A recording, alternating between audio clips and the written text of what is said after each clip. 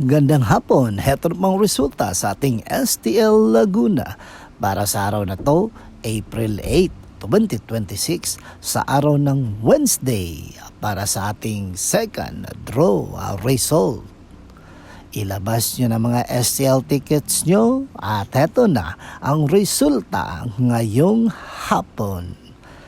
At para naman po sa ating STL Laguna second draw result, ang resulta ngayong hapon ay ang numerong ito. Reminder lang mga ka-STL, sa panahon ng krisis ngayon at mahal na mga bilihin, dapat praktikal na tayo sa paggastos ng ating pera. Dapat bilihin lang natin kung ano ang importante. Okay? Don't forget to subscribe Purple Green TV. Paki-like, share at comment po. Thank you lagi.